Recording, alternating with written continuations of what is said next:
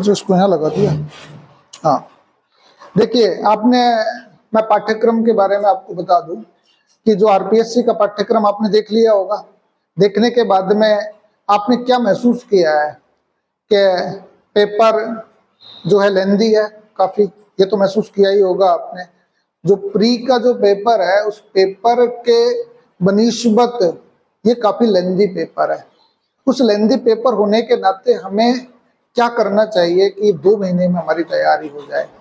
आज 5 अक्टूबर है और आपके पास 25 दिन ये बचते हैं, 30 दिन नवंबर के बचते हैं और 30 दिन आपके पूरे दिसंबर के हैं। तो मतलब आपके पास लगभग 3 महीना है और 3 महीना पर्याप्त होता है। और इस एग्जाम्स की, आरएस मेंस एग्जाम्स की तारीख मैं रामनिवास मेहता जी से पहले घोषित कर देता हूं कि 30 और 31 दिसंबर होगी। 31 दिसंबर को पेपर होगा आपका मेंस का, इस बात को ध्यान रखिएगा। अब आप तय करिए कि आपको कैसे तैयार करना है। इस दौरान आपके साथ में हर्डल्स होंगे। यहाँ बहुत सारे बच्चे होंगे जो कहेंगे कि साहब हम तो अभी चुनाव करा कर आए हैं, हम कैसे एग्जाम्स दें, क्योंकि आपको चुनाव भी कराना है। दूसरा, आप सोच रहे होंगे कि मैं जयपुर चला जाऊं, मैं दिल्ली चला जाऊं, मैं जोधपुर चला जाऊं। ये आपको तय करना है कि आपको कहाँ जाना है, क्योंकि यदि आप सरकारी सेवा में हैं तो मुझे नहीं लगता है कि आपको कोई छुट्टी देगा। और छुट्टी लेकर भी जा रहे हो तो आप अपने पैरों पर कुल्हाड़ी मार रहे हो, क्योंकि इतना ब्लंडर कोई नहीं कर सकता इलेक्शन जैसे मामले में कि आपको कोई छुट्टी एक्सेप्ट कर लेगा, आपकी मेडिकल एक्सेप्ट कर लेगा। तो मेरा तो ये मानना है कि आपको जितना भी टाइम मिलता है, जैसा भी टाइम मिलता है, उस टाइम में बेहतरीन करने का प्रयास कीजिए। इलेक्शन का काम है, आप देश लोकतांत्रिक व्यवस्था में इलेक्शन बहुत मायने रखते हैं और हमें इलेक्शंस व्यवस्था कंडक्ट कराने का ईश्वर मौका दे रहा है, तो हमें अच्छी तरीके से उस काम को पूरा करना चाहिए। एक तो ये काम आपको कर लीजिएगा कि जितना भी मुझे 8 घंटे 9 घंटे जितना भी काम करना पड़े, मैं काम पूरा समर्पित भाव से करूंगा।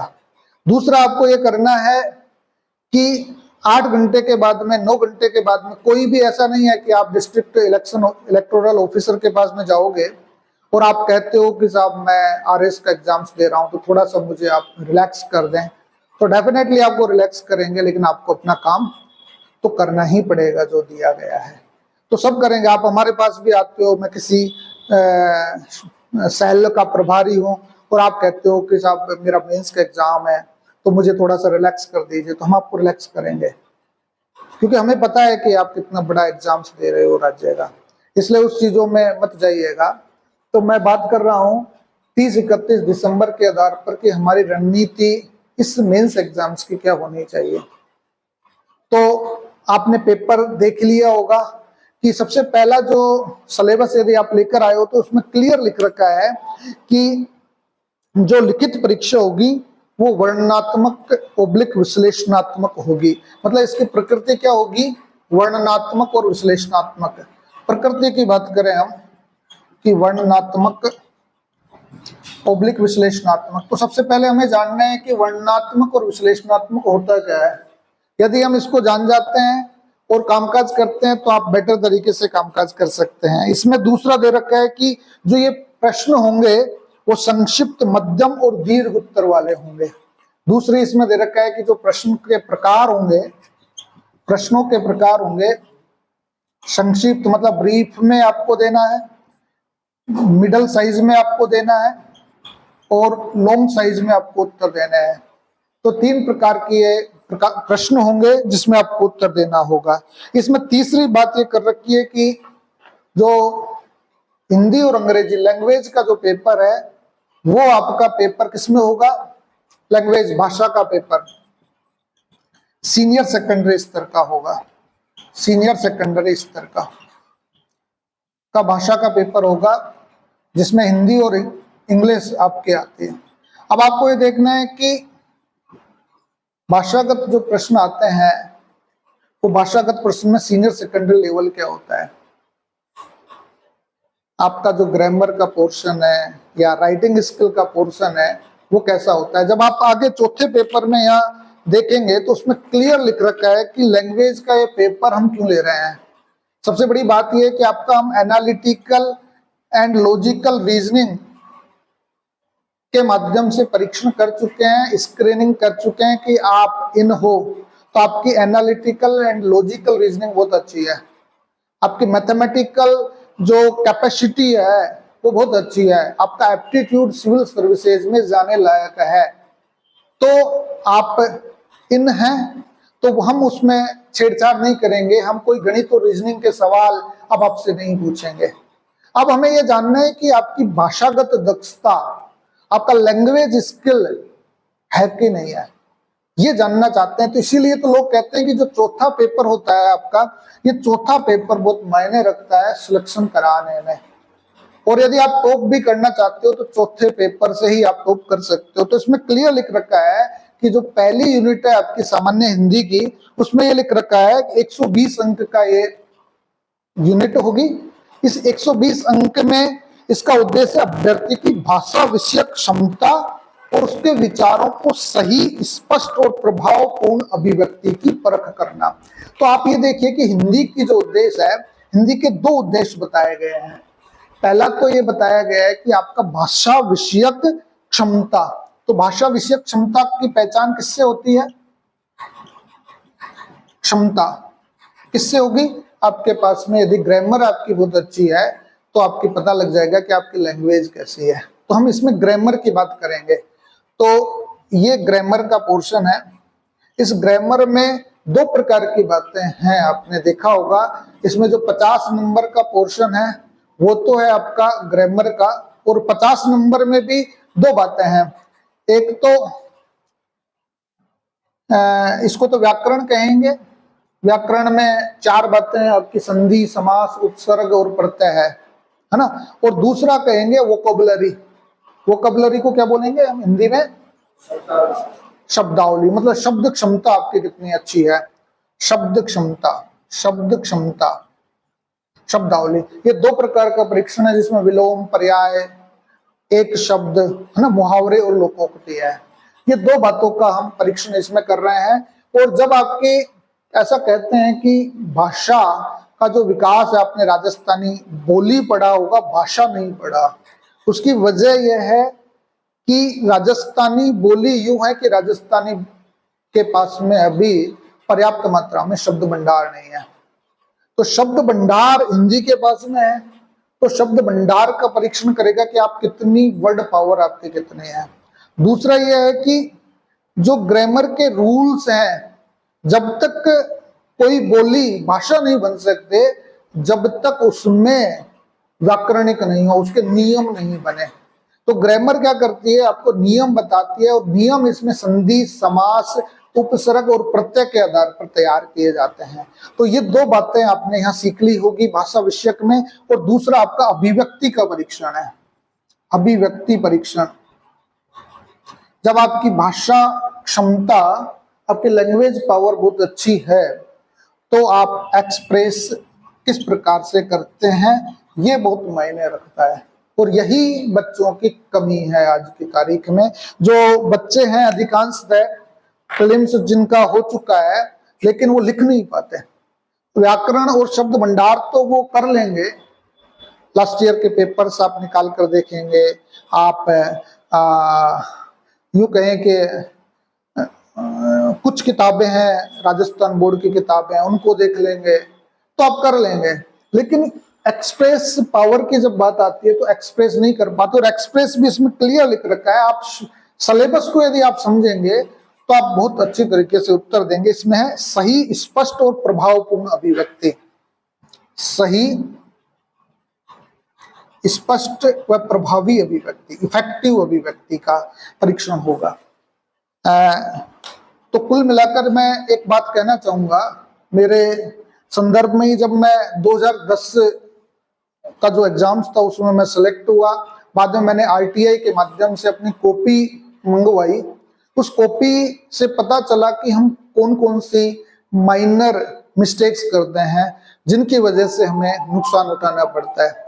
जब हम एग्जाम्स दिया करते थे तो एग्जाम्स देते थे तो उस वक्त हिंदी का पेपर 200 अंक का हुआ करता था और अंग्रेजी का पेपर 100 अंक का हुआ करता था हमारे टाइम पे। और 2 पेपर जनरल स्टडी के हुआ करते थे, 100 नंबर तो राजस्थान स्पेशल होता था और 100 नंबर सामान्य जनरल स्टडी का होता था। मेरे 116 नंबर थे उस पेपर में 200 में से। काफी अच्छे नंबर माने जाते हैं हिंदी में 200 में से 116 नंबर आना। लेकिन उसमें भी मेरे 126 130 हो सकते थे। लेकिन वजह क्या रही उसमें? वजह ये रही कि मैं, जैसे मैं लिख दिया आपने मैं, तो मैंने मैं कर दिया और बिंदु नहीं लगाई तो मेरे गोला काला कर दिया उन्होंने। जहां जहां भी मैं पे मैंने बिंदु नहीं लगाया वहां गोला काला किया। जहां जैसे है, जैसे बहुवचन मामलों में हम बात करते हैं तो है पे बिंदु आती है और एक वचन मामलों में यदि हम प्रयोग कर रहे हैं तो है पे बिंदु नहीं आती, वहां मेरे गोला काला किया हुआ था। तो कुल मिलाकर ये देखते हैं कि गोला काला करने का मतलब ये नहीं है कि आपको नंबर काट दिए उन्होंने। वो नहीं बताएगा कि आपने शुद्धियां की है तो इतने नंबर आपके काट रहे हैं, लेकिन आपके नंबर कम हो जाएंगे। तो जब मैंने ये आकलन किया निबंध में, उस वक्त निबंध का पेपर 50 अंक का हुआ करता था। आजकल तो 20 अंक का होता है। तो 50 में से मेरे 23 नंबर दिए थे उन्होंने। यदि मैं ये गलतियां नहीं करता तो हो सकता है कि वो निबंध में 30 अंक दे सकता था। मैं लेकर नहीं आया कॉपी, मैं आपको कॉपी कल बता दूंगा कि मैंने कैसे लिखा उसमें। ऐसे ही मैं अंग्रेजी की बात करूं तो अंग्रेजी में भी मेरे साथ में ये हुआ कि मेरे 46 नंबर थे, 100 में से 46 नंबर। कल मैं कॉपी लाकर बताऊंगा। उस जमाने में लोगों के 10-10, 11-11 नंबर आते थे अंग्रेजी में, और वो भी अच्छी रैंक से सफल होते थे। तो 46 नंबर जब मेरे थे तो उसमें भी मैंने माइनर मिस्टेक्स जो कि उस पर गोला काला कर रखा था। वो 46 के मेरे 56 भी हो सकते थे यदि मैं माइनर मिस्टेक्स नहीं करता तो। इसकी वजह केवल यही है कि जैसे मान लो एक लेटर लिखना था हमें डिस्ट्रिक्ट कलेक्टर को किसी मामले में, तो हमने क्या कर दिया उसमें डिस्ट्रिक्ट्स में DISTT कर दिया। तो DISTT पे उन्होंने गोला काला कर दिया। जैसे हम इसी नेम के साथ में SEIS लगाया जाता है, ऐसा हम छोटी कक्षा में पढ़ते आ रहे हैं।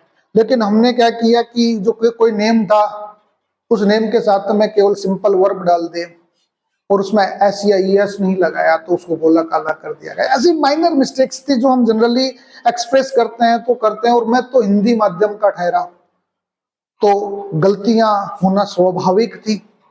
तो वैसी गलतियां आपको नहीं करनी। तो ऐसा ही अंग्रेजी के साथ में हो रहा है इसमें। तो आपको ये देखना है कि जो क्लियर हो, स्पष्ट हो, प्रभावी हो। सही का मतलब ब्रीफ है ये, बेसिकली सही और स्पष्ट तो एक ही होता है। तो इसको यूं कह सकते हैं, clear, brief and effective language को हम प्रोत्साहित करेंगे।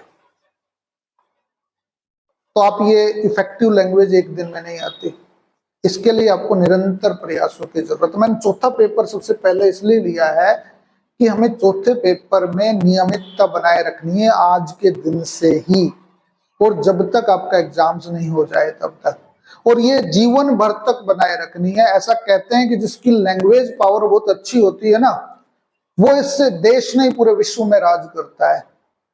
लैंग्वेज पावर का ही कमाल है कि हमारे देश के प्रधानमंत्री पूरे विश्व के आकर्षक व्यक्तित्व के धनी है। लैंग्वेज पावर का ही तो खेल है। अब तो ये लैंग्वेज पावर आपको ताउम्र सीखते रहना है और अच्छा बनाना है। तो ये बातें आपकी हो गई। दूसरा इसमें लिखा क्या है अंग्रेजी के संबंध में, अंग्रेजी के संबंध में भी स्पष्ट यही लिखा हुआ है कि आपकी एक्सप्रेस पावर बहुत अच्छी होनी चाहिए। अब हमारा फोकस ये रहेगा कि मैंने ये तो बता ही दिया, फोकस ये रहता है कि चौथा पेपर जो हमारा हो उसमें हम कैसे बेहतरीन करें, कैसे अच्छे अंक लाए जाएं। क्योंकि लास्ट ईयर शायद एक लड़की थी पद्मा चौधरी, उस 148 नंबर, आज तक के इतिहास के सर्वाधिक नंबर लैंग्वेज पेपर में 148, मतलब 150 नंबर 200 में से 150 हो गए। अब 23 रैंक लेकर आई हो, और यदि उसके 100 नंबर रह जाते तो मुश्किल से शायद वो इंस्पेक्टर बन पाती। यही होता है ना। अब ये लगा लीजिए कि इस पेपर ने एक इंस्पेक्टर रैंक की व्यक्तित्व को इंस्पेक्टर वो एसडीएम बना दिया, ऑफिसर बना दिया। आप समझ सकते हो लैंग्वेज में पावर कितनी होती है। इस लैंग्वेज पावर को आप मजबूत कीजिए। और इसको मजबूती के लिए मैं दो बातें आपसे कहना चाहूंगा। आप, मुझे लगता है कि ज्यादातर आप हिंदी माध्यम के ही हैं, हिंदी से ही हैं सारे, सभी हिंदी से हैं, इंग्लिश मीडियम से थोड़ी है। इंग्लिश मीडियम से देंगे, आप दोगे? अच्छा, तो कोई नहीं, हम हिंदी मीडियम से हैं, तो हमारी सबसे बड़ी बात है कि हिंदी को मजबूत करें हम। 120 अंक हैं, 120 अंक में यदि आप चाहें तो आप हमसे पहले एक्सप्रेशंस करवा सकते हैं। आप चाहें तो आप कह सकते हैं कि साहब हमें तो ग्रामर पढ़ाओ पहले, तो ग्रामर हम पढ़ा सकते हैं। दोनों चीजें हम इसमें कर सकते हैं। लेकिन बात यह है कि यदि आप ग्रामर अच्छा कर लेते हैं तो आपको अभिव्यक्ति बहुत अच्छी कर पाएंगे। जब हम ग्रामर में आपको बताएं कि आपको ये कामकाज करने हैं, ये त्रुटियां नहीं करनी, इसको आपको ऐसे करना है, तो आप और अच्छा कर सकते हैं। सबसे बड़ी बात यह है कि इस लैंग्वेज का, कि आप जब लिखते हैं ना, उस लिखने में सबसे बड़ी गलती ये कर बैठते हैं कि जो कठिन शब्द हैं उनका प्रयोग करने लग जाते हैं। कारण क्या होता है कि जब व्याकरण हम करते हैं तो व्याकरण में एक गलती ये कर बैठते हैं कि ज्ञान हो गया, शब्द भंडार बढ़ गए, तो हम कठिन शब्दों का प्रयोग करें। कठिन शब्द ऐसे नहीं होने चाहिए। यदि आपकी कॉपी की जांच कोई 5वीं क्लास का बच्चा भी करे, उसको भी समझ में आ जाए कि आपने क्या लिखा है, यही लैंग्वेज का एक्सप्रेशन है। ऐसी लैंग्वेज होनी चाहिए। सरकारी भाषा है ना, ऐसा लोक प्रशासन में आप जो कम्युनिकेशन एरर में आप पढ़ेंगे, गोबलडी गूक एक शब्द है, गोबलडी गूक, सुना होगा आपने नाम, यदि पब्लिक एडमिनिस्ट्रेशन पढ़ा है थोड़ा बहुत। गोबलडी गूक, गूक ये ऐसी लैंग्वेज है जिसमें व्यक्ति जिसने लिखा है ना वही पढ़ सकता है, वही समझ सकता है। और ऐसा सरकारी विभागों के जो कामकाज करने वाले लोग हैं उन पर आक्षेप लगाया जाता है कि ये सरकारी भाषा गोबलडी गूक भाषा है, जिसमें जो बाबू है वो ऐसी भाषा का उपयोग करते हैं कि एक तीसरे व्यक्ति की जरूरत पड़ती है, जिसको हम एडवोकेसी सिस्टम कहते हैं। आज हमारे देश में जो वकालत व्यवस्था है या एडवोकेट सिस्टम है, वो एडवोकेट सिस्टम की वजह ही हमारी लैंग्वेज है। तो हम ये चाहते हैं कि आप सिस्टम में जाएं तो ऐसी भाषा का प्रयोग न करें जो एक आम आदमी की समझ से बाहर हो जाए। तो सरल भाषा हमें बनानी है। तो हम इसमें ये करेंगे कि आप व्याकरण और शब्द भंडार, हमारे पास में बहुत अच्छा मटेरियल है, और शायद ही किसी के पास ऐसा मटेरियल हो कि जिसमें ग्रामर का पोर्शन और वर्ड पावर का पोर्शन बिल्कुल सिस्टमेटिक ढंग से लिखा हो। दूसरा, हम बात करते हैं एक्सप्रेशंस की। तो एक्सप्रेशंस की आप देखेंगे कि जो भी किताबें हैं आपके पास में, बाजार में जो भी किताबें उपलब्ध हैं, वो एक्सप्रेशन पावर में आज की तारीख में अपडेटेड नहीं है। अब जो भी बड़े नामचीन लेखकों को देख लीजिए और उनका देखिए कि सरकारी विभागों में जो ड्राफ्टिंग सिस्टम है वो बदल चुका है और तरीके बदल चुके हैं। तो इसलिए हमें उसके अनुकूल कामकाज करना है। और हम चूंकि सरकारी विभाग में हैं और सरकारी विभाग में होने के नाते हम ये चाह रहे हैं कि आप आज के अनुसार, आज की दृष्टि से कामकाज करना शुरू कीजिए। कि इसमें भी हमने लेटर ड्राफ्टिंग करते वक्त 6 प्रकार के लेटर हैं आपके इसमें। तो पहला तो यह है कि आपका सामान्य पत्र है, कार्यालयी पत्र जिसे हम कहते हैं। दूसरा इसमें कार्यालय आदेश है। तीसरा डीओ लेटर है। चौथा रिमाइंडर मतलब अनुस्मारक है। और प्रारूप लेखन में अधिसूचना, निविदा, परिपत्र और विज्ञप्ति है। आप अभी तक अवेयर नहीं होंगे, अखबारों में जो निविदाएं आती है, जो अधिसूचनाएं आती है, उनके बारे में थोड़ा सा आपको अवेयर होना पड़ेगा। आप आज से ही दैनिक भास्कर, राजस्थान पत्रिका, जो भी आप अखबार पढ़ते हैं, उस अखबार में जो निविदाएं आती है उन निविदाओं को पढ़ना शुरू कर दीजिए। आप जो भी परिपत्र जारी होते हैं सरकारी विभागों में, उन परिपत्रों का ड्राफ्टिंग सिस्टम कैसे डेवलप हो रहा है उसको पढ़ना शुरू कर दीजिए।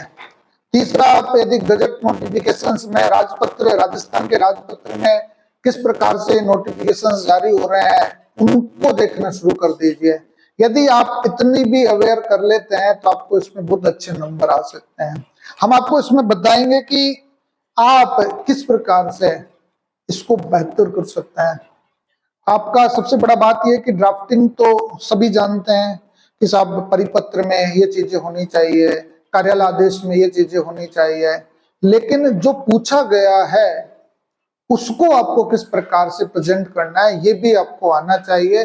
तभी आप 10 नंबर में से 5+ अंक लाने में कामयाब हो सकेंगे। और जो आप बात कर रहे हो 120 130 अंक की, वो 120 130 अंक तभी आ सकते हैं जब आप उस 10 नंबर में 6 या 7 नंबर लाने में सक्षम होंगे। तो आपकी त्रुटियां उसमें नहीं होनी चाहिए। एक तो ये हो गया। दूसरा, हम बात करें इसमें अंग्रेजी की बात करें। अंग्रेजी में देखिए यहाँ पर 50 नंबर का हिंदी में ग्रामर है और 70 नंबर के आपके एक्सप्रेशंस पावर है, जिसमें 20 नंबर के तो लेटर और ड्राफ्ट राइटिंग हो गए, और 10 नंबर का आपका पल्लवन हो गया, 10 नंबर का आपका संक्षिप्तीकरण हो गया, और 10 नंबर का आपका अनुवाद हो गया। जो अंग्रेजी का एक पैसेज दिया होगा उसका हिंदी में अनुवाद करना होगा। 50 नंबर तो ये हो गए, और 20 नंबर का आपका निबंध हो गया। तो ये तरीके हम आपको बताएंगे कि 70 नंबर में आप कम से कम 50 नंबर लाएं। 50 नहीं तो 45 से 50 अंक आपके होने ही चाहिए, तभी आप बहुत अच्छा प्रदर्शन कर सकते हैं। क्योंकि ये जो 50 अंक है ना, इस 50 अंक में आप क्या, सभी बच्चे जो गंभीर छात्र हैं वो 50 में 40+ तो लाएंगे। 40+ तो सभी के होंगे। जिसका इस बार आरएस में सिलेक्शन होना है वो 40+ अंक ले लाएगा, तभी उसका सिलेक्शन होगा यहाँ पे। तो वहां 40+ तो आने ही है, लेकिन आप इसको 50 में से 48 और 45 का प्रयास मत कीजिए। इतने भी ज्यादा हमें नहीं करना। हमें ये करना है कि 40+ अंक हो, 40 और 45 के बीच में हो, लेकिन ये जो ये मटेरियल है यहाँ 45 से कम नहीं होना चाहिए। तब आप 80 अंक पर पहुंच पाएंगे। अब दूसरी बात ये आती है कि हिंदी मीडियम के जो बच्चे हैं उनका अंग्रेजी बहुत कमजोर होता है। आप की स्थितियां ये है कि ग्रामर तो आप कर लेंगे, लेकिन आप जब लैंग्वेज एक्सप्रेशन की बात आएगी तो एक्सप्रेशंस आप नहीं कर पाएंगे। और खेल यहाँ पर सब एक्सप्रेशन का ही है। हम एक टाइम मैनेजमेंट की हम बात करें कि ऐसा कहते हैं कि प्रोडक्टिविटी जो आती है वो 20% काम से ही 80% आ जाती है। लेकिन हम क्या करते हैं, एक जनरल धारणा ये रहती है व्यक्ति में कि वो व्यक्ति 80% काम को पहले करता है और उससे 20% प्रोडक्टिविटी लेता है, और जीवन में वह समस्याओं से ग्रस्त होता रहता है। वो समस्याएं यहाँ नहीं आनी चाहिए। आप प्रीलिम्स के जो हर्डल से को मतलब फेस करके आए हो वो अब फेस न करें मीन्स में। इस बात का ध्यान रखिएगा, सारा विजन आपका क्लियर रखिएगा। यदि आप हमें कोच मानते हैं, मेंटर मानते हैं, गाइड मानते हैं, तो आपको क्लियर रखना है कि भाई मानता हूं, मैं नहीं मानता हूं तो मत मानिए, मना कर दीजिए मुझे नहीं मानना। यहाँ ऊहापोह की स्थिति अब नहीं होनी चाहिए। यदि आप ऊहापोह की स्थिति रखेंगे ना तो फिर अगले साल के लिए चला जाएगा ये, और ऐसा मौका बार बार नहीं आएगा। क्योंकि जब मैं प्रीलिम्स में जो बैच में कहा करता था कि बच्चों ये मौका है, इस मौके को यदि जिसने भुना लिया वो समझ लो कि उसके 2 साल बच गए, 3 साल बच गए। दो क्या, 2 तो इसी में लग जाएंगे, 2 आगे 5 साल, मतलब एक पंचवर्षीय योजना जो है वो 5 साल बच गए आपके। और जो जिसने भी दाएं बाएं देखा, परेशान हुआ, ऊहापोह की स्थिति में रहा, तो वो व्यक्ति सफल नहीं हो पाएगा। तो इसलिए इन चीजों को ध्यान रखना है। तो मैं ये कहूंगा कि यहाँ पर 20 अंक ग्रामर के हैं और 60 अंक आपके एक्सप्रेशन पावर के हैं। जो 20 अंक आ रहे हैं ना, पेपर तो हमारे टाइम पे आता था। एक आपने कहानी सुनी होगी, प्रेमचंद का शायद उपन्यास है या कहानी है, बड़े भाई साहब, सुना है? बड़े भाई साहब नाम का एक होता है कि मैं बड़ा भाई साहब हूं आपका और आप छोटे हो। और बड़ा भाई साहब काफी मेहनती, और छोटा भाई साहब तो जैसे हमारे कई छोटे भाई साहब तो आए ही नहीं। कई छोटे भाई साहब ऐसे हैं जो अभी बेरोजगारी की स्थिति में हैं, और वो यूं सोचते हैं कि जिंदगी बिल्कुल ऐसे ही चलती है जैसा हम सोचते हैं। वो भाई साहब इसलिए नहीं आए, कह रहे कर लेंगे एग्जाम्स, अभी तो प्रीलिम्स का रिजल्ट आने दो, प्रीलिम्स के रिजल्ट के बाद में हमें काम करना है।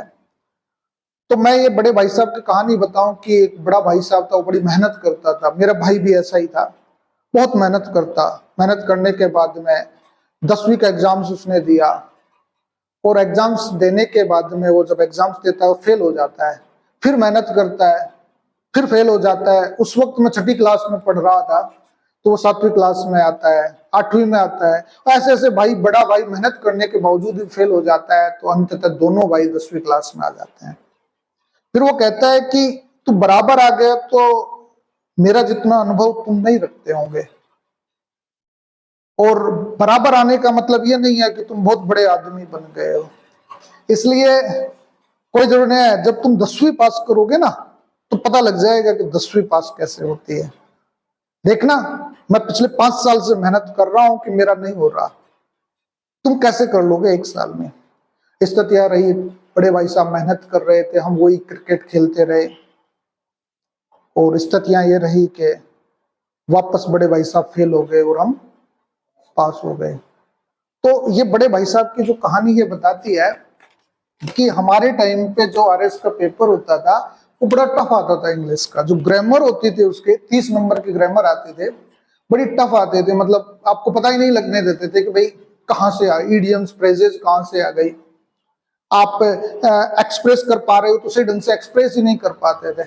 आजकल तो ऑप्शन बेस्ड मेंस हो गया, 2 विकल्प दिए हैं, उसमें से एक बेस्ट छांटना है और उसमें गोले में फिल इन द ब्लैंक्स। 6ठी क्लास, हमने 3री क्लास में पढ़ा था फिल इन द ब्लैंक्स, वो 3री क्लास का हो गया है आरएस मेंस का इंग्लिश का पेपर आज की तारीख में, जिसमें से 2 ऑप्शंस दिए होंगे, उसमें से बेस्ट ऑप्शन छांटना है। ये आरपीएससी का 4 ऑप्शन का भी खत्म हो गया है आज की तारीख में, 2 ऑप्शंस। तो यहाँ ये कीजिए कि यदि मैं इस एग्जाम्स को दूं तो मुझे पता है कि 20 में से 15 कर सकता हूं, चलते फिरते 15 कर सकता हूं, लेकिन यहां मेहनत क्यों करें हम। फिर ग्रामर में आप नहीं भी पढ़ेंगे तो 10 अंक तो वैसे भी ले आओगे, इस 20 में से 10 अंक तो वैसे भी ले आओगे, और 10 प्लस आपके हो रहे हैं, तो ये आपका सौभाग्य कितना बन रहा है। तो इसलिए हमें यहाँ अपनी एनर्जी खर्च नहीं करनी, इसको ऐसे ही चलना है जैसे यहाँ व्याकरण और शब्द भंडार में नियमितता बनाए रखनी है। पढ़ना रोज है, लेकिन धीरे धीरे धीरे अपना वर्ड पावर बढ़ानी है। मैंने इस दौरान, आप तो एंजॉय कर रहे थे एग्जाम्स के बाद में, और मैं बड़े भाई साहब की तरह लगा हुआ था, तो उसमें मैंने ये किया है कि आपके जो ईडियम्स और फ्रेजेज हैं, लगभग 300-400 बड़े फेमस ईडियम्स और फ्रेजेज को मैंने तैयार किया, और मैं टाइपिंग करवा रहा हूं, तो निकट भविष्य में आपको वो मिलेंगे। तो मुझे लगता है कि उसमें इंग्लिश के होते तो इंग्लिश टू इंग्लिश है, उसमें ईडियम्स का बता दिया, फिर उसके सामान्य भाषा में अंग्रेजी में क्या कहते हैं वो बता दिया, फिर हिंदी में भी हमने लिखा है इसको क्या कहते हैं, और एक सिंपल सरल भाषा में हमने सेंटेंस मेकिंग करवाई है। तो ये आपको मिल जाएगा।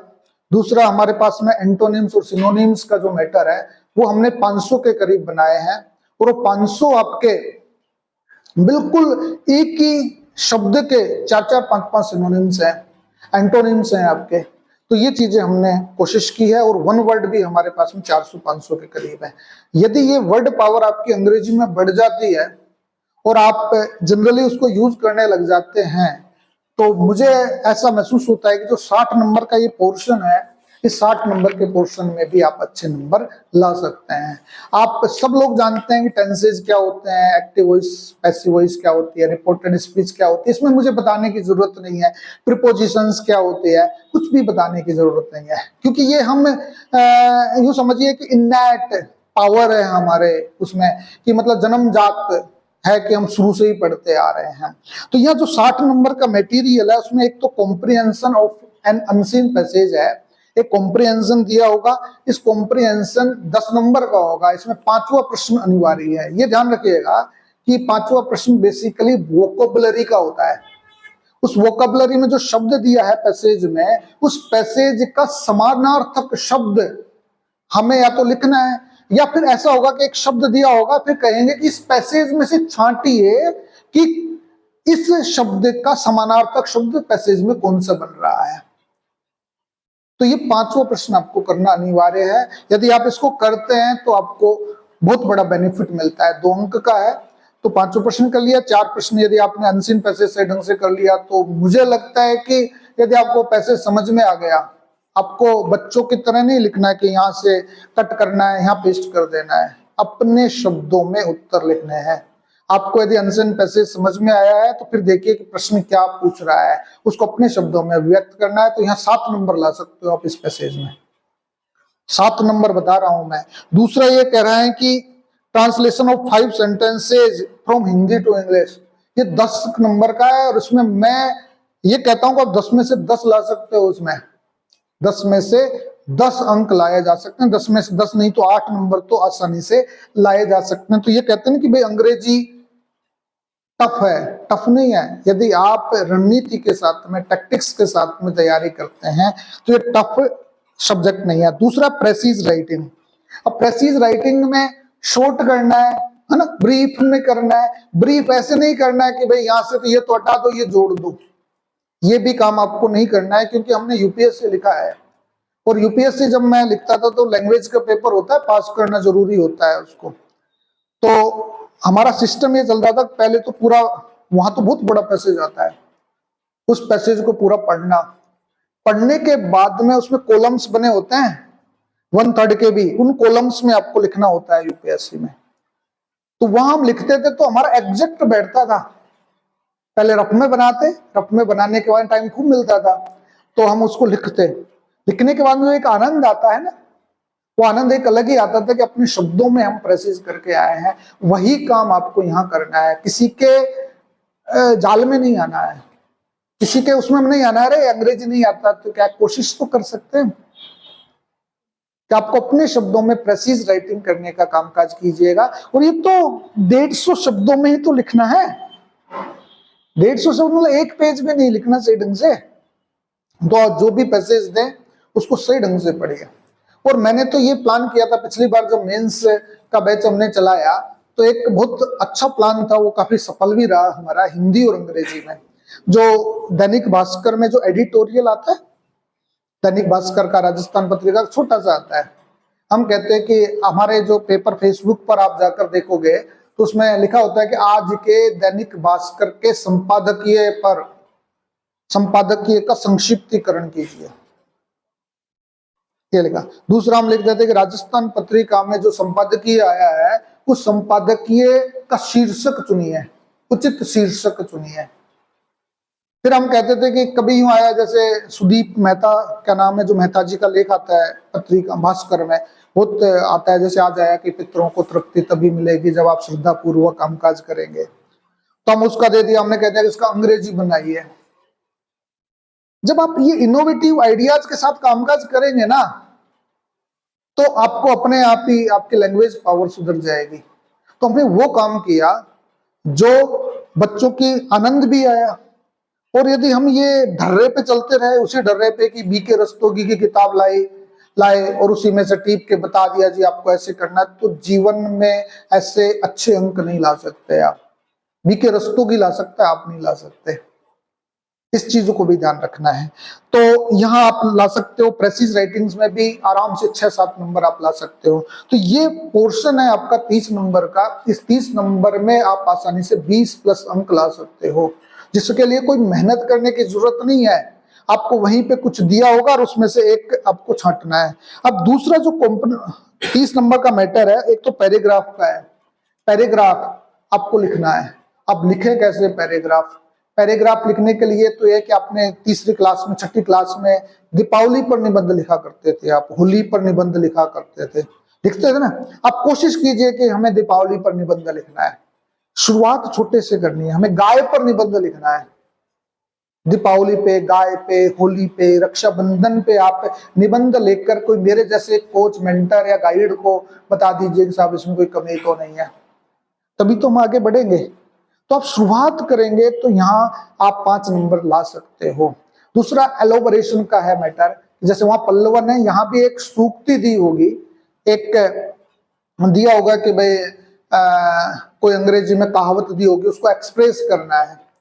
अब एक्सप्रेस करना है तो एक्सप्रेस के लिए भी हम आपको बताएंगे कि कौन सी चीजें हैं जो आप बढ़ा सकते हो, उसको अपने वर्ड पावर में बढ़ा सकते हो, एग्जांपल्स दे सकते हो, इसका क्लैरिफिकेशन कर सकते हो, तो आसानी से 100 शब्दों में किया जा सकता है। तो कुल मिलाकर मेरा कहना यह है, और चौथा लेटर राइटिंग का है तो आप कर ही देंगे उसको, तो यहाँ पर 40 प्लस अंक लाए जा सकते हैं, तभी आप 130 प्लस अंक पर पहुंच पाओगे। तो इसके लिए हमारा जो रणनीति है वो रणनीति ये रहेगी कि हम आपको कल से ही चौथे पेपर की तैयारी शुरू करवाएं, और तैयारी शुरू करवाने के बाद में हमारा फोकस ये रहे कि जो 1.25 घंटे की क्लास है हमारी, 1.25 घंटे की क्लास में केवल लैंग्वेज पढ़ाएं, और लैंग्वेज कब तक पढ़ाते रहें, जब तक आपका एग्जाम्स नहीं हो जाता।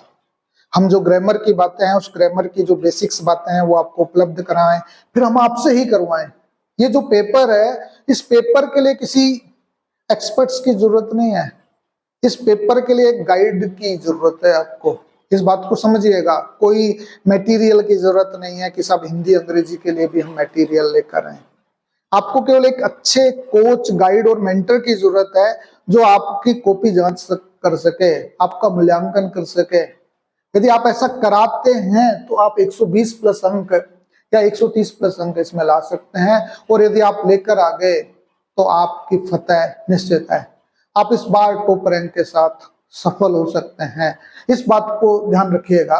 तो ये चीजें हमारी रहेगी कि आपकी जब तक टिल एग्जाम्स हम आपका लैंग्वेज पे फोकस कमांड कराते रहेंगे, हम आपको अवेयर कराते रहेंगे देश दुनिया में क्या घटित हो रहा है, लैंग्वेज में क्या स्पेसिफिक चल रहा है, ताकि आप और अच्छा बेहतरीन कर सके। और हम आपको बताएंगे कि कैसे प्रेजेंट करना है, क्योंकि बिना प्रेजेंटेशन के तो सब कुछ अधूरा है। लोग लिखते बहुत हैं, सारे लिखते हैं, सभी लोग जो प्रीलिम्स पास करेंगे सभी होशियार हैं, सभी बच्चे बहुत मेहनत करेंगे आरएस बनने के लिए, लेकिन आरएस में इंटरव्यू कॉल महज 2000 बच्चों का होगा, आप जानते ही हैं।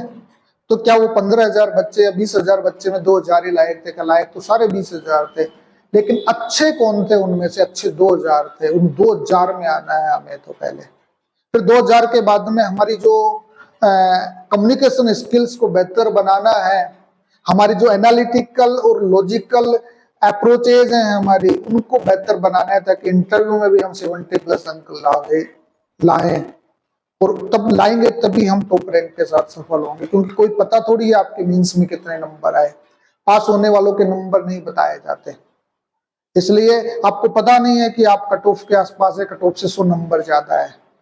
तो हमें इंटरव्यू में भी पूरा फोकस करना है कि हम 70 नंबर कैसे लाएं।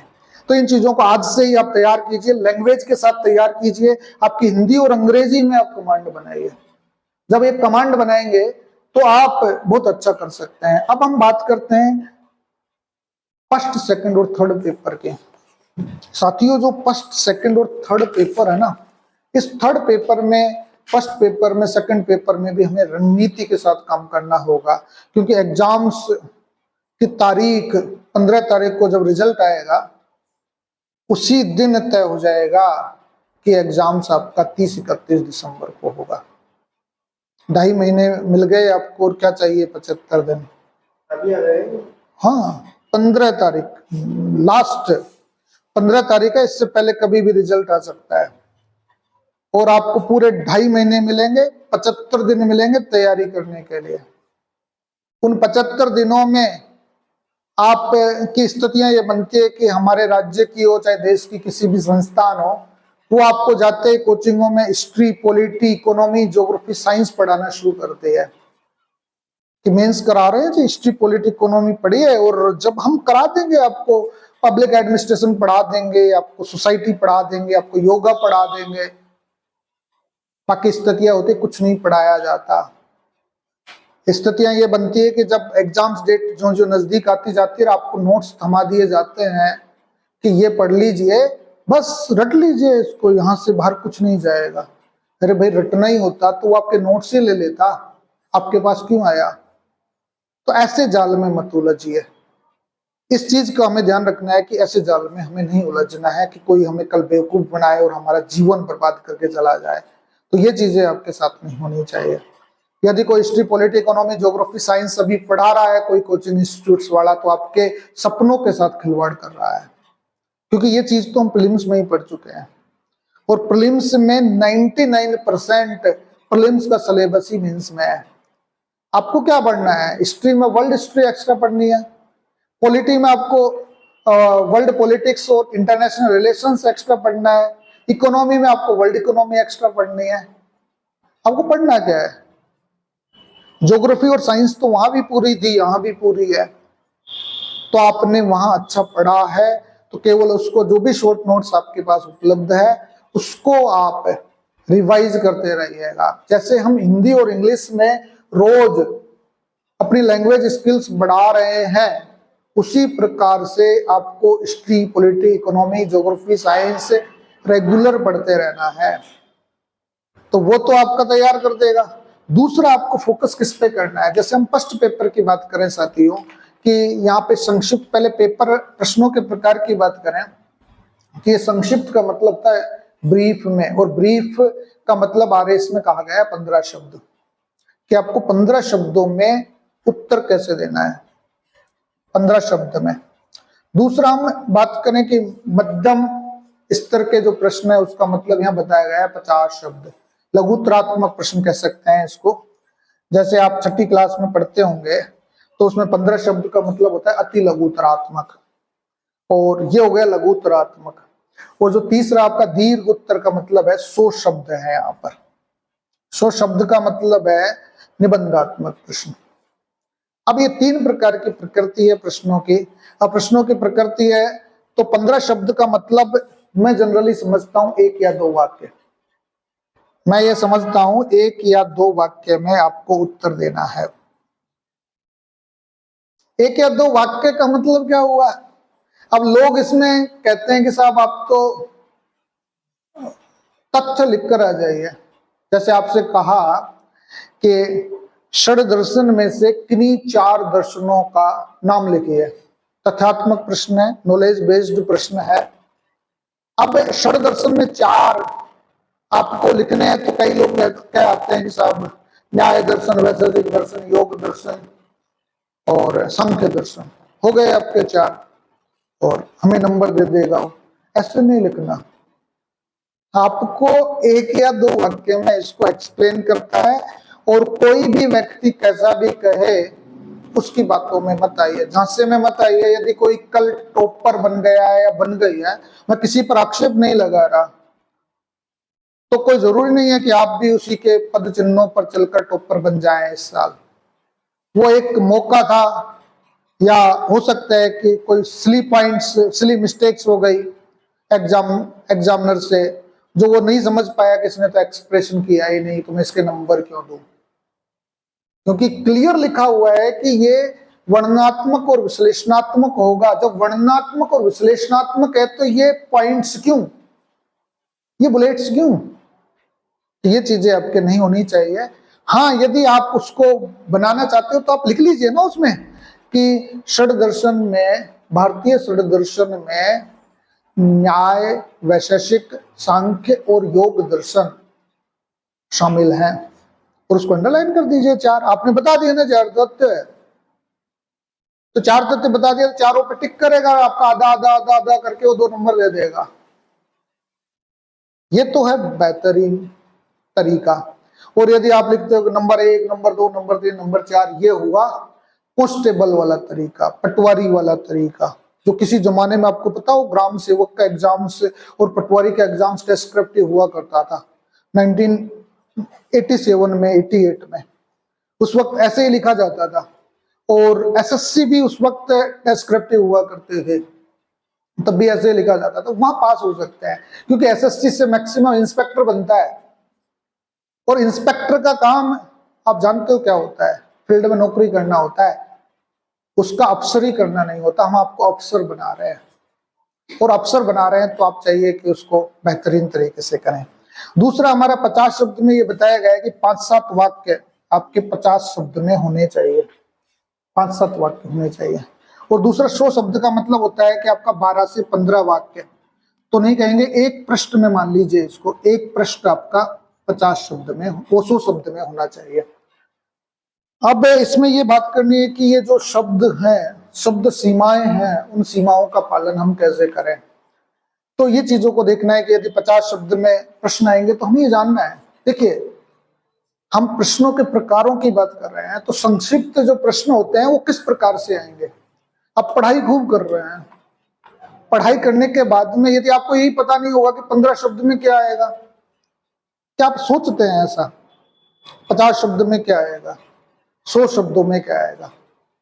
यदि आप सोचते हैं तो बहुत अच्छी बात है, और यदि नहीं सोचते हैं तो आपको सोचना शुरू कर देना चाहिए कि जो 15 शब्द वाले प्रश्न होते हैं वो या तो परिभाषित करने से होते हैं, या अर्थ बताने से होते हैं, या नाम बताने से होते हैं, सिंपल होते हैं, जिसमें तथ्यों की जरूरत होती है, वही 15 शब्दों वाले प्रश्न होते हैं। ठीक है। अब यदि 50 शब्द में यदि वो प्रश्न आते हैं तो 50 शब्दों के प्रश्नों की प्रकृति क्या होती है, ये हमें जानना है। 50 शब्दों के प्रश्नों की प्रकृति आप जानेंगे तो विशेषताएं बताइए, है ना, महत्व बताइए, उपयोगिता बताइए, प्रासंगिकता बताइए, मूल्यांकन कीजिए, अंतर बताइए, संबंध बताइए।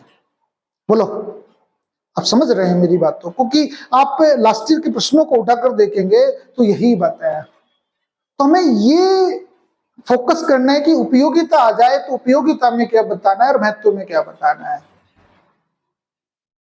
प्रासंगिकता आ जाए तो प्रासंगिकता में क्या बताना है, और संबंध आ जाए तो उसके प्रोज एंड कॉन्स में क्या बताना है, मूल्यांकन आ जाए तो विशेषताओं के सहित क्या बताना है, अंतर आ जाए तो टेबल फॉर्म किस प्रकार से बनानी है। यदि एक ही डर्रे पर चलेंगे तो हमें नंबर नहीं देगा कोई भी। यदि आप एक ही डर्रे से उत्तर लिखने लग गए तो आपके प्रश्नों के उत्तरों में विविधता नहीं होगी, और जब विविधता नहीं होगी तो नंबर आपको मिलेंगे कैसे। तो यहां मैं ये कहता हूं कि 15 शब्दों में एक या दो वाक्य में आपको कोई ग्राफिकल व्यू देने की जरूरत नहीं है, लेकिन 50 शब्द में यदि आपको बनता है कि मुझे टेबल बनानी है, मुझे मैपिंग करनी है, मुझे ग्राफिकल व्यू देना है, मुझे पाई चार्ट बनाना है, मुझे बार आरेख बनाना है, मुझे दंडारेख बनाना है, तो बनाइए, कोशिश कीजिए। आज तो नहीं आएगा लेकिन कोशिश कीजिए। मैं तुम्हें बता रहा था मेरी कॉपी, मैंने यूपीएससी लिखा तो मैं फिलोसफी की कॉपी बता रहा था ऐसे कि मेरे 125 नंबर मॉक टेस्ट में कैसे दिए उन्होंने। वहां कॉपी आती नहीं है जनरली, बड़ी मुश्किल से आती है आरटीआई में, यूपीएससी में। तो मैंने कॉपी बताई कि मैंने देखा कि मैंने सब में ग्राफिकल व्यू दे रखा था, कभी किसी में गोला बना रखा, पाई चार्ट से बता रखा, कभी पिरामिड के माध्यम से बता रखा, कभी किसको मैंने ट्राई शंकुआकार के रूप में ईश्वरात्मा जगत की अवधारणा को बता रखा। तो उस एग्जामिनर को लगा कि इस बच्चे में डाइवर्सिटी तो है ही, साथ में प्रेजेंटेशन करने का तरीका भी इसे आता है, तो क्यों ना इसको नंबर दे दे। मैं टॉपर था फिलोसॉफी का। तो आप समझ लीजिए कि हमें क्या करना चाहिए। मेरे सेकंड और थर्ड पेपर में 116 और 118 नंबर थे उस दौरान, मेरा 2017 के दौरान। मेरा फर्स्ट पेपर में नंबर नहीं थे, 78 नंबर थे, नहीं तो मैं भी आईएएस होता। 116 118 सेकंड और थर्ड पेपर पॉलिटी और इकोनॉमी में आना बहुत मायने रखता है। तो उस पॉलिटी और इकोनॉमी में, साइंस टेक्नोलॉजी में मैंने एक अलग अलग आयामों से उत्तर दिया था, जिस वजह से मुझे अच्छे अंक मिले। तो आपको ऐसा करना चाहिए कि हाँ, अच्छे अंक कैसे मिले। यही एक 50 शब्द हैं जो आपको अपनी क्रिएटिविटी दिखाने का मौका देंगे। तो यहाँ मौका लीजिए, इसको अच्छे तरीके से बनाइए। और जो 100 शब्द हैं आपके, इन 100 शब्दों में बच्चों के साथ क्या होता है कि वो पैरा वाइज लिखना शुरू कर दिया बच्चों ने, तो पैरा वाइज ही लिखना शुरू कर देते हैं। तो पॉइंट वाइज लिखना शुरू कर दिया बच्चों ने, तो सारे प्रश्नों में पॉइंट वाइज लिखना शुरू कर देते हैं। प्रश्न की प्रकृति तक नहीं देखते कि प्रश्न में पूछा क्या गया है। मैं ये चाहूंगा कि आप प्रश्न की प्रकृति को जानकर उसको पैरा वाइज, पैरा कम पॉइंट वाइज, पॉइंट कम पैरा वाइज बनाइए। और उसमें जितने भी करंट एस्पेक्ट्स इसमें आप डाल सकते हो, 100 शब्दों में, 50 शब्दों में करंट एस्पेक्ट्स डालना चाहिए। आप पढ़ाई लिखाई कर रहे हैं, हालांकि थर्ड पेपर में करंट अफेयर्स है, थर्ड पेपर की पहली यूनिट में आपके करंट अफेयर्स है, लेकिन वो करंट अफेयर्स हर पेपर में दृष्टिगोचर होनी चाहिए। अब जो अखबार पढ़ते हैं उन अखबार की बातें हर पेपर में दृष्टिगोचर होनी चाहिए, और यह दृष्टिगोचर तभी होगी जब आप 50 शब्दों में और 100 शब्दों में उत्तर में उसको समाहित करेंगे। आप एग्जाम्पल्स आपके पास अच्छे होने चाहिए।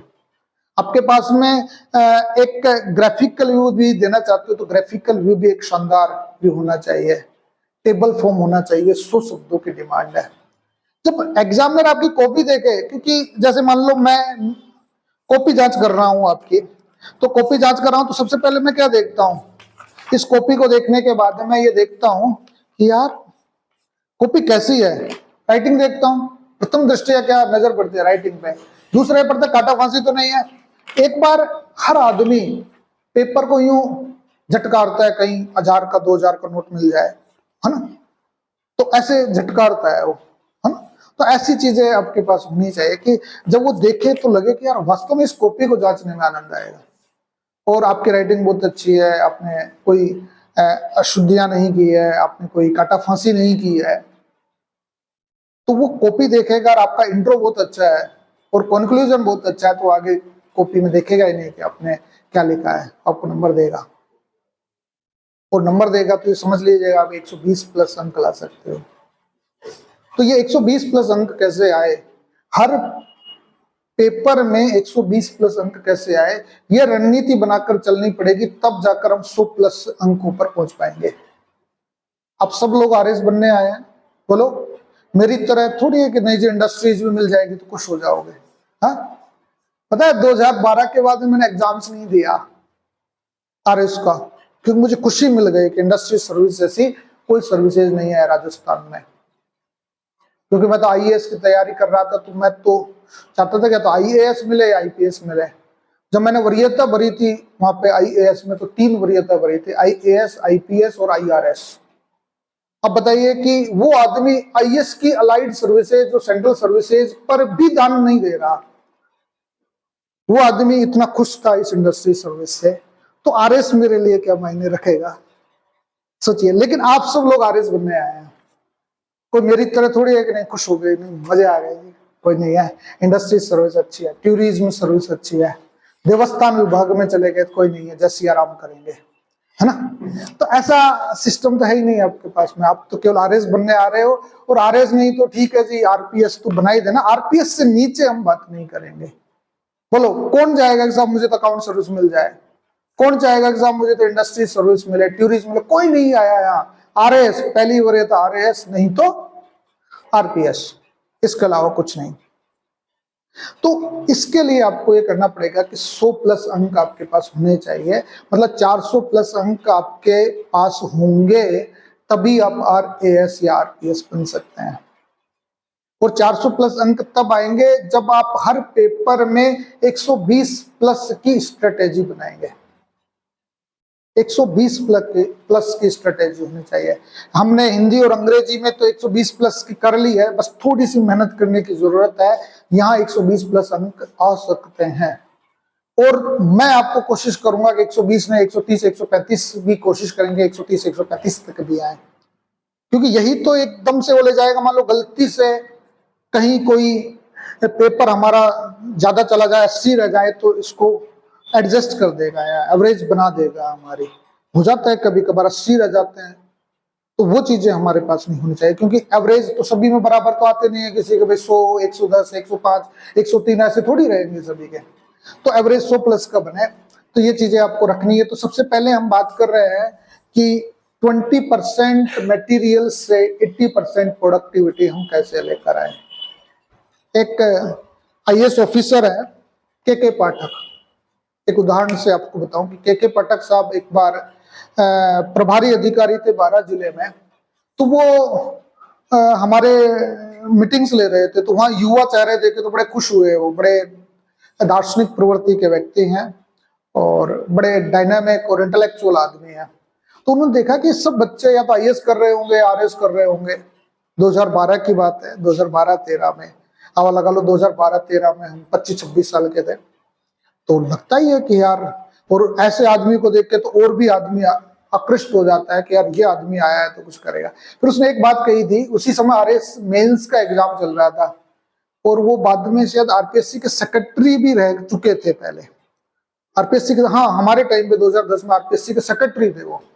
तो जब देखा कि आरएस मेंस दे रहे हैं तो उन्होंने एक उदाहरण से बताया कि देखिए आरएस में या आईएएस में जो टॉप किया जाता है ना, वो एक स्ट्रेटेजी होती है टॉप करने की। और स्ट्रेटेजी क्या होती है, एक या दो वाक्य आपको टॉप करा सकते हैं। तो ये एक या दो वाक्यों से आप टॉप कैसे करें, ये चीज आपको रखनी चाहिए। तो मैं ये बात कर रहा हूं कि 20% मटेरियल से आप 80% प्रोडक्टिविटी उस एग्जाम्स में कैसे दें। तो मैं फर्स्ट पेपर की बात करूं आपको। फर्स्ट पेपर में हिस्ट्री और इकोनॉमी नाम से दो यूनिट्स हैं आपकी।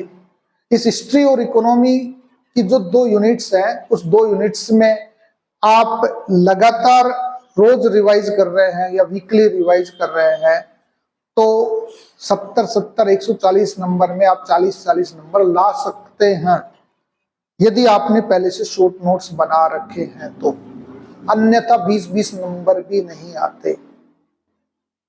मैं तो 20 नंबर बताऊंगा क्योंकि जो पिछला रेशो रहा है जनरल बच्चों का, जनरल जितने भी एवरेज हैं उनके 20 नंबर का रेशो रहा है। 20 नंबर आते हैं हिस्ट्री में, 20 नंबर आते हैं इकोनॉमी में, 40 हो गए। और 60 नंबर का जो मटेरियल है जो आपको सबसे टफ लगता है, वहां 35-40 नंबर आ जाते हैं। तो कुल मिलाकर 80 नंबर आना फर्स्ट पेपर में बहुत बड़ी बात मानी जाती है आरएस में। तो जो फेल होते हैं उनके बच्चों के 80 नंबर आते हैं, वो ऐसे आते हैं। तो आपको क्या करना है कि मैं 40 नंबर की तो बात नहीं कर रहा, लेकिन 35 नंबर आप पहली और दूसरी यूनिट में हिस्ट्री और इकोनॉमी में ला सकते हैं। 70 नंबर ला सकते हैं यदि आप बहुत अच्छा आपका हिस्ट्री और इकोनॉमी का पोर्शन है तो। तीसरा जो पोर्शन है हमारा फर्स्ट पेपर की थर्ड यूनिट पे हम बात करें, ये थर्ड यूनिट में 3 पार्ट हैं।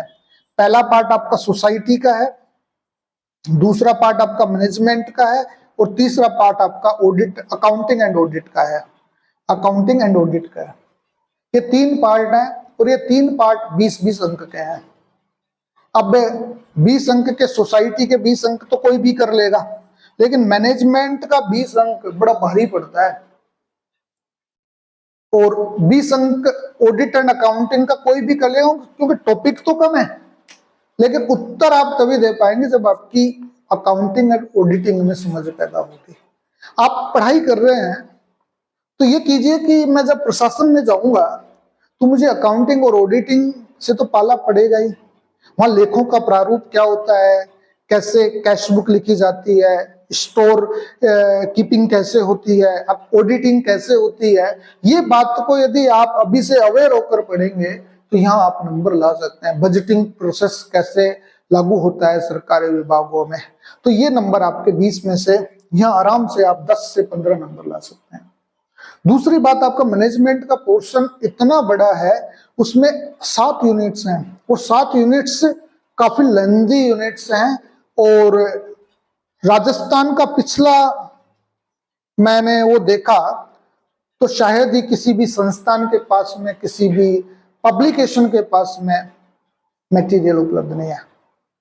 आप जो भी लेकर आ रहे हो किसी भी संस्थान के, वो शॉर्ट नोट्स हैं उनके, और शॉर्ट नोट्स से नंबर लाए नहीं जा सकते जब तक आपके पास में डिस्क्रिप्टिव मटेरियल्स नहीं हो। हमने कोशिश की है इस बार अच्छा मटेरियल बनाने की, शायद ही किसी के पास मटेरियल हो, और मुश्किल के 200 पेज होंगे हमारे पास मैनेजमेंट के, और 70-80 पेज हमारे ऑडिट एंड अकाउंटिंग के। लोग 10-10, 15-15 पेज में ये नोट्सों को कर रहे हैं, और सोसाइटी के 200 के करीब पेज हैं हमारे। आप उन डिस्क्रिप्टिव मटेरियल्स को आप हमसे लीजिए, और जब आप यहाँ पढ़ेंगे तो उसको शॉर्ट कर देंगे हम। सोसाइटी के 200 पेज आपके दूसरी कोचिंगों के फुल नोट्स के बराबर 30 हो जाएंगे, क्योंकि आप पूरा पढ़ चुके हो। तो आप शॉर्ट नोट्स पढ़ेंगे तो आप परमानेंट मेमोरी में जाकर सारा सिलेबस कवर कर सकेंगे। ऐसे ही मैनेजमेंट के जो हमारे 250 के करीब पेज हैं, 200-250, वो आप 40-50 पेज में यहाँ अच्छी तरीके से कवर कर लेंगे। और 40-50 पेज दूसरी संस्थानों के जो हमारे शॉर्ट नोट्स होंगे, उनके तो फुल नोट्स हमारे शॉर्ट नोट्स हैं, उन शॉर्ट नोट्स से आप तैयार कर सकते हैं।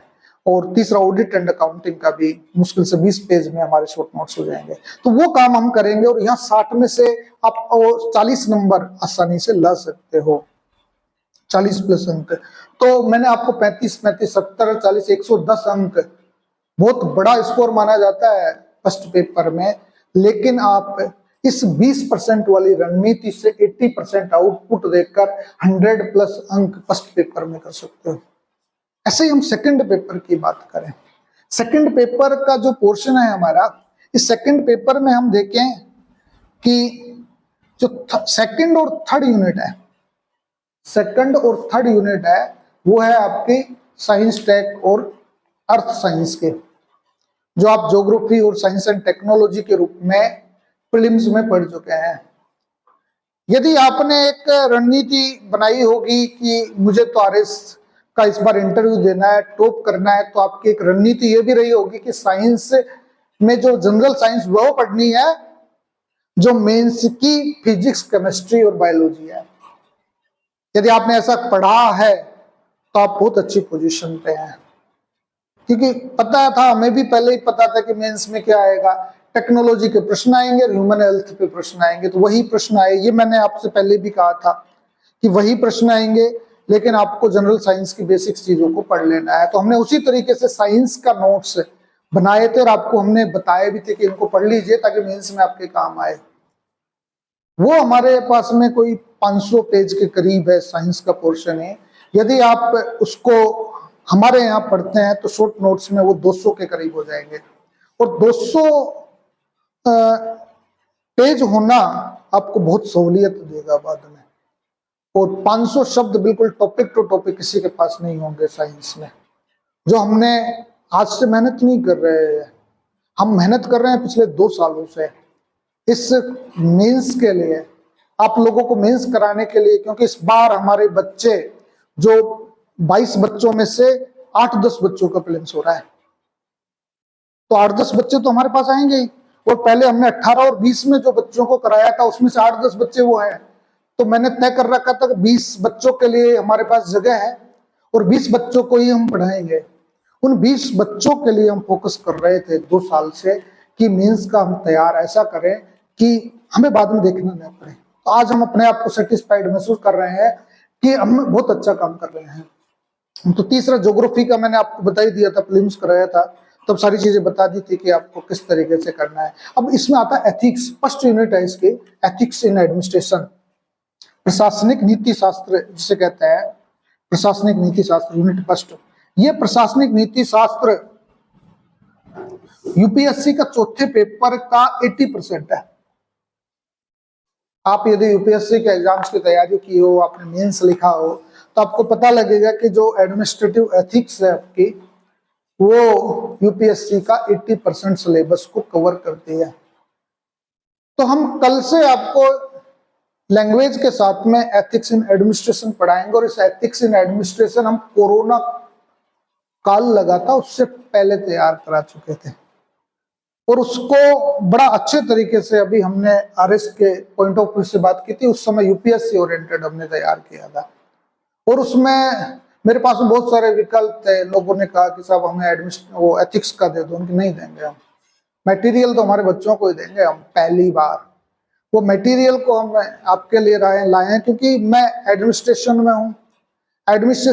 एडमिनिस्ट्रेशन में होने के नाते मुझे एडमिनिस्ट्रेटिव डायलमा, एडमिनिस्ट्रेटिव इश्यूज और एथिकल इश्यूज के बारे में मुझे ज्यादा पता है।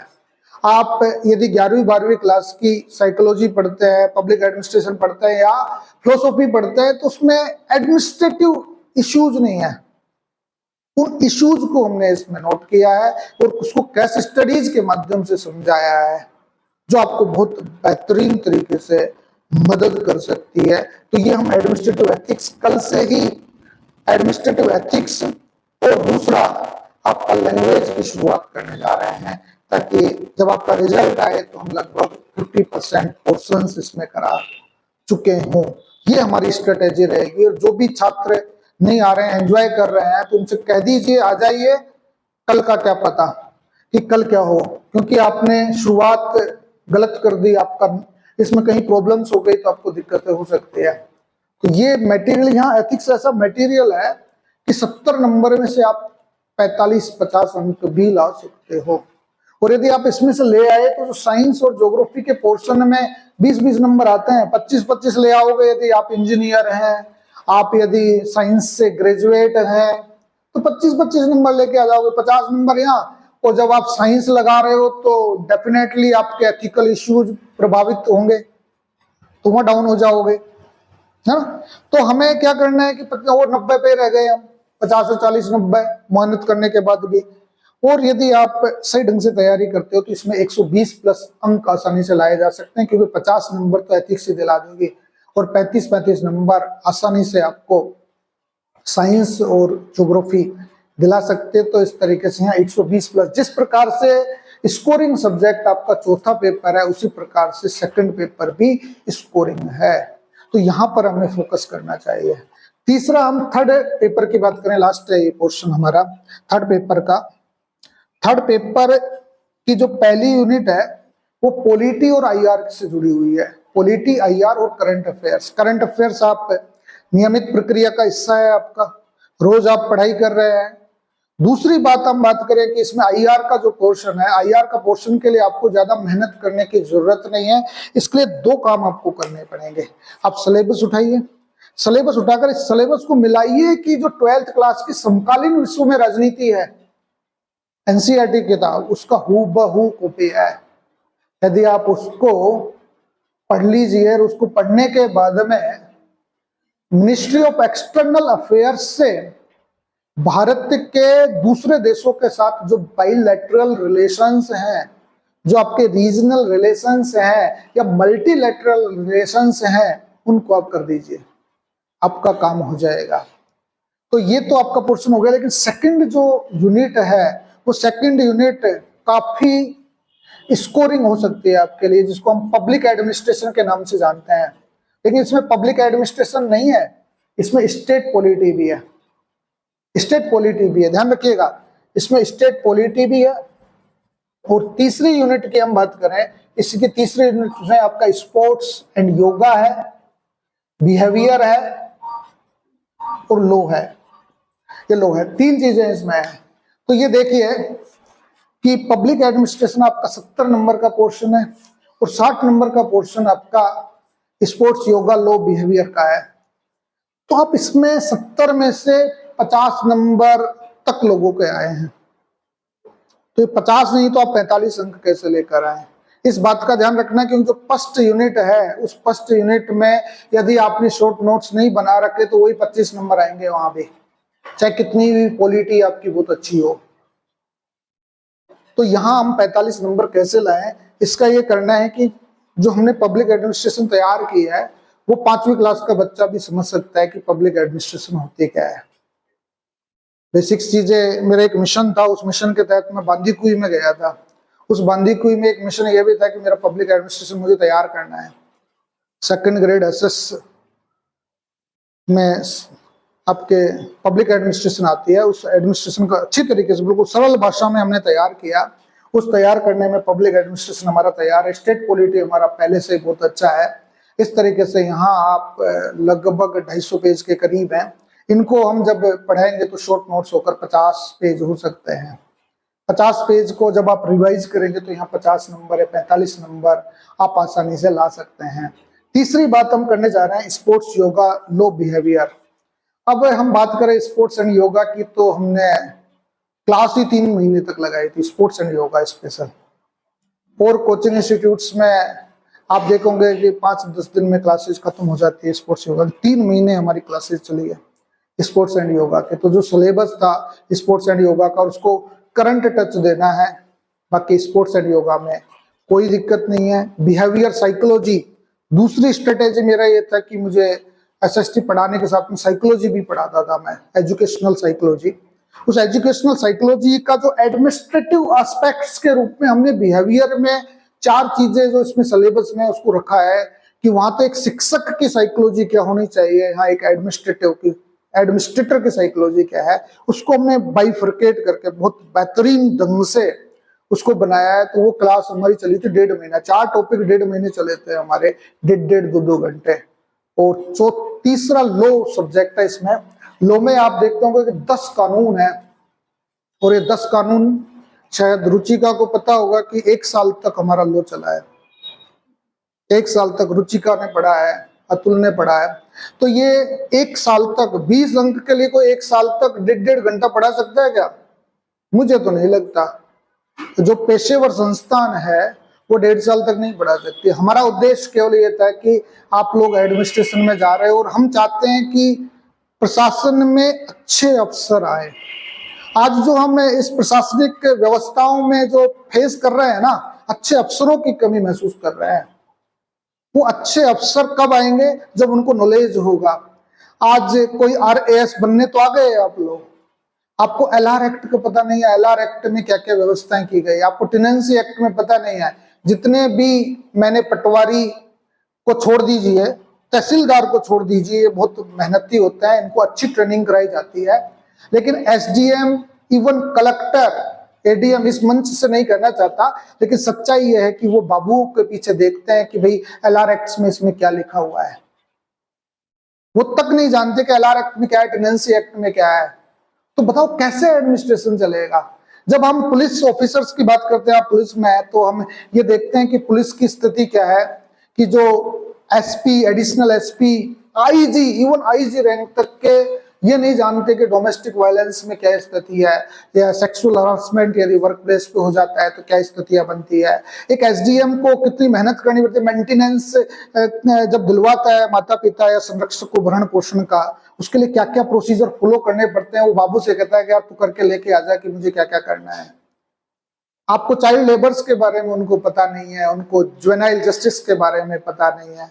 तो बताओ क्या वो कर पाएंगे? और तीसरी बात, ये सब डिपार्टमेंट्स के बारे में मैं कहना चाहूंगा, बिल्कुल साफ गोई तरीके से मैं कहता हूं कि हमारा सिस्टम में IT एक्ट 2000 लागू हो चुका है, और IT एक्ट 2000 के बाद में 2008 में रिवाइज हो चुका है। इसके रूल्स 2021 तक भी आ चुके हैं।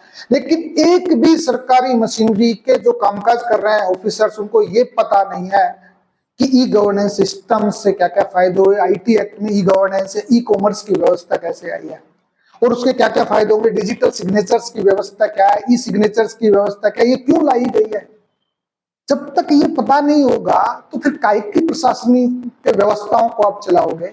दूसरी बात, हम RTI एक्ट की बात करें कि RTI एक्ट में अच्छे अच्छे कार्यकर्ता हैं जो कामकाज कर रहे हैं, लेकिन हमारे जो कामकाज करने वाले हैं वो RTI एक्ट के धाराओं के बारे में तक नहीं जानते कि धाराओं की क्या स्थिति। आप लोग जब सरकारी सेवा में हैं तो आपको पता होगा कि एक RTI आने से किस प्रकार से वो गंभीर हो जाते हैं और टेंशन में आ जाते हैं कि इस RTI का जवाब मैं कैसे दूं। तो आप इन चीजों को समझिए। तो इन चीजों को हमने बेहतरीन ढंग से लिखा है, और इसको हमें जब शॉर्ट करेंगे तो 300-400 पेज है हमारे लोग को, वो मुश्किल से 50 पेज में आ जाएंगे, और आपको बहुत अच्छा तरीके से नंबर दे पाएंगे। तो यहाँ 60 नंबर का जो पोर्शन है, लोगों के 20 नंबर नहीं आते इस पोर्शन में, लेकिन मैं आपको दावे के साथ कह सकता हूँ 40+ अंक मैं इसमें दिला सकता हूँ। 40 अंक इसमें आ गए आपके, 40 अंक इसमें आ गए, 80 नंबर है ना, और 31 नंबर वहां आ गए, तो आप 110 से 115 नंबर लाकर बहुत अच्छा कामकाज कर सकते हो। इस रणनीति के साथ यदि आप पढ़ाई करते हैं तो मुझे लगता है कि आपको टॉप करने से कोई नहीं रोक सकता। तो ये स्ट्रेटेजी आपकी होनी चाहिए, और जो भी आप पढ़ाई कर रहे हैं उस पढ़ाई को कोशिश कीजिए कि जो किताबें जैसे आपने फैला रखी है उस किताबों को अलग कर दीजिए, और कोशिश कीजिए कि मुझे केवल यही पढ़ना है।